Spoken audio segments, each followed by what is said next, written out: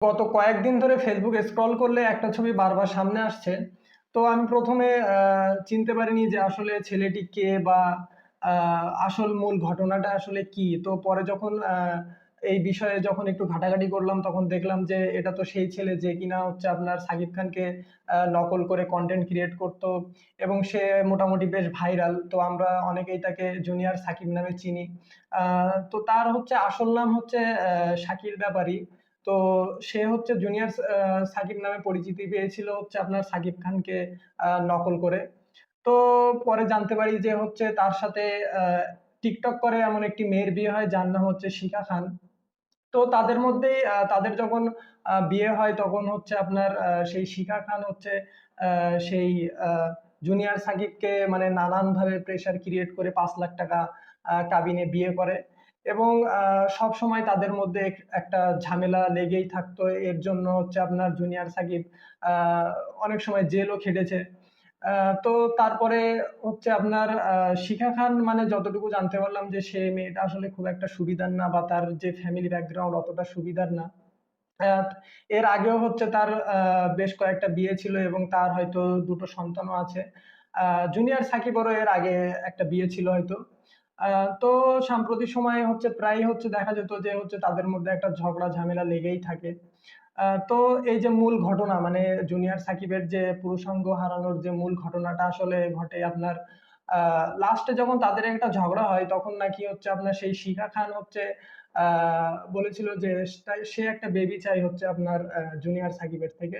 কিন্তু জুনিয়র সাকিব নাকি সেটা মানে রাজি হয়নি তখন। তো সেই শিখা খান নাকি হচ্ছে জুনিয়র সাকিবকে বলে যে তুই যখন আমাকে বেবি দিবি না তখন আমি তোর এমন অবস্থা করব যে তুই কখনোই বাবা হতে পারবি না। তো তারপরে একদিন হঠাৎ করে তাদের মধ্যে সেই ঝগড়া লেগেই থাকে কিন্তু একদিন হঠাৎ করে সে হচ্ছে জুনিয়র সাকিবকে ডাকে এবং ডাকার পরে সে হচ্ছে বেকারি থেকে এটা জুনিয়র সাকিবের একটা বক্তব্য। সে একটা গণমাধ্যমে একটা ইন্টারভিউতে এই কথাগুলো বলেছিল। তো সেই কথা থেকে আমি আপনাদেরকে বলছি। সে জুনিয়র সাকিব জানায় যে তাকে হচ্ছে আপনার ওই যে বেকারিতে পাওয়া যায় ব্রাজার্স নাকি আহ, কি এরকম একটা নামের আপনার হচ্ছে পাওয়া যায় না এরকম ক্যানের মধ্যে করে ওই জাতীয় কিছু। তো ওর মধ্যে নাকি আবার কি একটা মিশায় মানে সে হচ্ছে মানে শিখা খান হচ্ছে জিভে একটু দিয়ে বলে যে টেস্টটা ভালো না তুমি খাও। তো জুনিয়র সাকিব হচ্ছে আপনার মনে করছে যে যেহেতু টাকা দিয়ে কেনা তাহলে ওয়েস্ট করব কেন। তো সে খাওয়ার পরে নাকি হচ্ছে আপনার ০.৫ ঘন্টা তার হুঁশ ছিল না। তো ০.৫ ঘন্টা পরে উঠে দেখে যে তার আহ বিছানা বা তার লুঙ্গি পুরোটাই মানে রক্তে মানে ভেজা। আবার হচ্ছে আপনার তার গোপনাঙ্গ মানে আপনার অর্ধেক নাই আর অর্ধেক আছে। এখন কি একটা মারাত্মক বিষয় মানে মানুষ কতটা নিচে হতে পারলে মানে এরকম ধরনের কাজ করতে পারে। মানে জাস্ট একটা কল্পনা করুন মানে যদি এরকমটা মানে আমাদের সাথে হতো তাহলে আমাদের এখন কিরকম অবস্থা হইতো। মানে এখন কি হাসবো না কাঁদবো এরকম একটা বিষয়।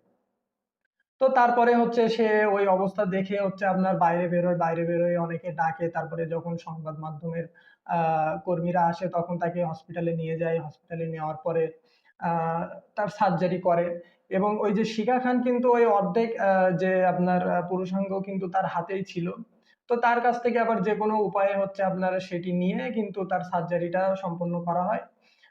তো এখন তার বর্তমান অবস্থা হচ্ছে মানে তার ডক্টর বলল যে ১ সপ্তাহ দেখবে যে ওটা হচ্ছে মানে ঠিকঠাক ভাবে মানে সার্জারিটা সম্পূর্ণ হয়েছে কিনা এবং ৩ মাস পরে জানানো যাবে যে হচ্ছে তার হচ্ছে যে পুরুষাঙ্গটি সেটি আবার মানে পুনরায় আবার মানে ১০০ ভাগ কার্যকর হবে কিনা। তো যাই হোক এখন হচ্ছে মানে এই হচ্ছে অবস্থা। এখন আপনার যে শিখা খান তাকে হচ্ছে গ্রেপ্তার করা হয়েছে। জুনিয়র সাকিব এবং শিখা খান কিন্তু দুজনেই একসাথে কন্টেন্ট ক্রিয়েট করতো এবং হচ্ছে তাদের যে সাংসারিক মানে নানান অসুবিধা বা যে কোনো একটা ঝগড়া হলে তারা গণমাধ্যমের সামনে এসে তার হচ্ছে মীমাংসার একটা চেষ্টা করতো। তো তারপরে আর একটা কথা কিন্তু জানিয়ে রাখি তারা কিন্তু দুজনেই হচ্ছে আপনার মাদকাসক্ত এবং তারা প্রায় সময় হচ্ছে বিভিন্ন ধরনের মাদক সেবন করতো বলে জানা গিয়েছে। তো আমার কথা হচ্ছে আপনাদের যদি সাংসারিক জীবনে যদি এরকম কোনো সমস্যা হতো আপনারা সেটা আইনের মাধ্যমে হোক বা ডিভোর্স এর মাধ্যমে হোক আপনারা সেটা সমাধানের মধ্যে আসতে পারতেন। কিন্তু এই যে মানে কাটাকুটি মানে আমরা এখান থেকে ১০-১৫ বছর আগেও এরকম দেখিনি মানে এখন যতটা দেখি মানুষ মানুষের সাথে ঝগড়া হলেই মানে কাটাকুটি, মানে কারোর গলা নেই, কারোর পা নেই, কারোর এখন সবশেষ কি গোপনার্থ। ঠিক আছে, মানে একটা ছেলের জন্য এটা কতটুকু মানে তার জীবনের মানে কত একটা ইম্পর্টেন্ট জিনিস। হ্যাঁ, মানে আমি তো মনে করি যে এখন জুনিয়র সাকিবের মানে পুরো লাইফটাই শেষ। মানে সে কি নিয়ে বাঁচবে আর বলেন, তার যদি ওই জিনিসটা না থাকে সে কি নিয়ে বাঁচবে।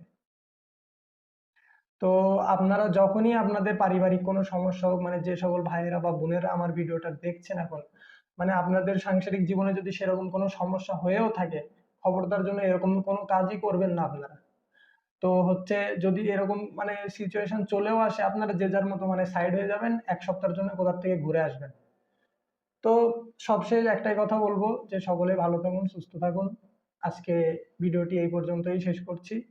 দেখা হবে কোনো পরবর্তী ভিডিওতে। সেই পর্যন্ত সবাই ভালো থাকুন। আসসালামু আলাইকুম।